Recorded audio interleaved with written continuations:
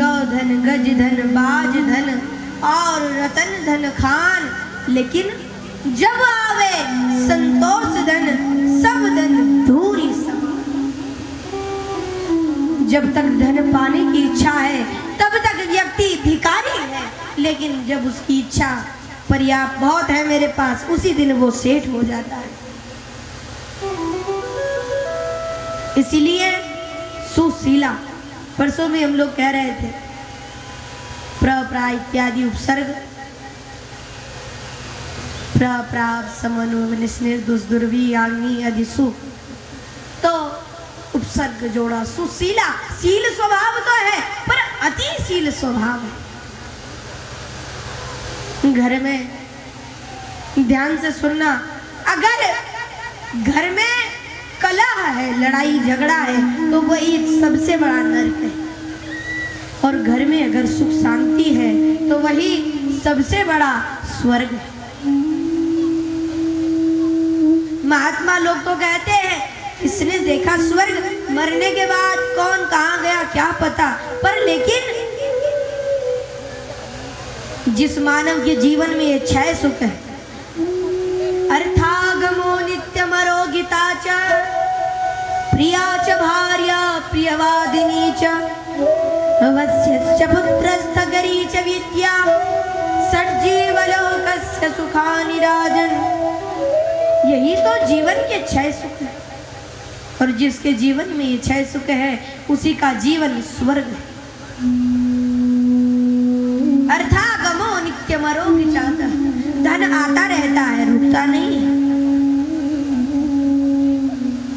अमरोगिता, शरीर स्वस्थ है, कोई बीमारी भी नहीं। प्रिया च भार्या प्रियवादिनी च, पत्नी मीठा बोलती और पत्नी सत्य बोलती। पुत्र आज्ञाकारी है और विद्या अच्छी है। यही जीवन के 6 सुख है। इसीलिए सुदामा जी के जीवन सुख से भरा हुआ है। आज लोग कहते हैं समय खराब चल रहा है हमारा, कहते हैं कि नहीं? क्या कहते हैं? समय खराब चल रहा है। अरे समय थोड़े खराब चलता है, व्यक्ति खराब हो जाता है।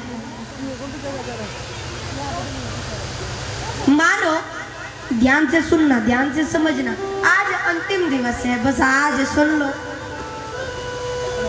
फिर कभी आए तब सुन लेना, आज सुन लो। मानो कोई अंगूठी रखी हुई है कहीं पर, वो गिर गई, वहां 2 लोग बैठे हैं, ध्यान से सुनना, बहुत समझने वाली बात। वहां 2 लोग बैठे हैं, अंगूठी गिर गई। गिरी तो अंगूठी है ना, एक आदमी को खुशी होती है और एक आदमी को दुख होता है, और कारण अंगूठी गिरना ही, लेकिन वो उसे सुख में लेता है और कोई उसे दुख में ले लेता है। इसीलिए अंगूठी का गिरना तुम्हारे दुख का कारण नहीं, तुमने उसे गिरने का कारण दुख मान लिया है। इसीलिए सुशीला, पर कभी कभी हमारी माता वैसे बहुत दयालु होती है, कोई आए घर पर खाली नहीं जाने